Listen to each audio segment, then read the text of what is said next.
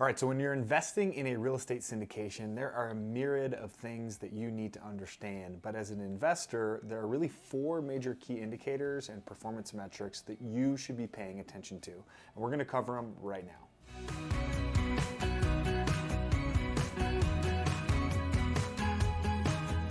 Number one is the internal rate of return. Now, very first thing is I want to caution you when it comes to internal rate of return. It's an easily manipulated number. You can make the IRR look much better by aggressively improving your rent bumps or aggressively improving your net operating income over the coming years. But simply put, what is internal rate of return? It literally means how quickly will I get back my initial invested capital plus my return. Also, you can look at that as the annual growth rate. Number two is going to be cash on cash return. Now, this is one that's really important if you're focused on building up your passive income or passive cash flow, right? So in other words, if I put my money into a bank, how much interest does it spit out each and every year?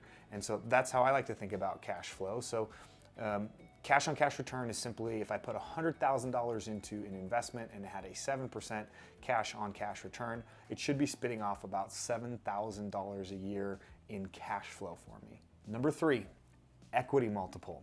This simply means if I put $100,000 into a deal, how much is that money worth when I exit out of the deal? And so that's going to include the cash flow, that's going to include the appreciation, it's going to include the loan pay down. So if an equity multiple in a deal is 2x, then if you put $100,000 in, over the life of the hold, you should see about $100,000 out. Number four, annualized return. That's made up of the cash flow, the appreciation, and the loan pay down. Over the life of the entire hold, net, what is my yearly return? So if I'm getting 7% in cash flow and I'm getting another 7% in equity growth and another 3% in loan paydown, then totality, I should have about 17% annualized return.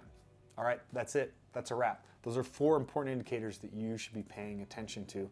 And so when you get a private placement memorandum or you're looking at investing in a deal, those numbers should be considered. Now, I'll caution you, always make sure that you understand the math and the numbers behind how they got to those numbers, because as I said at the beginning of this video, those numbers can be easily manipulated by the math inside of the pro forma and the business plan.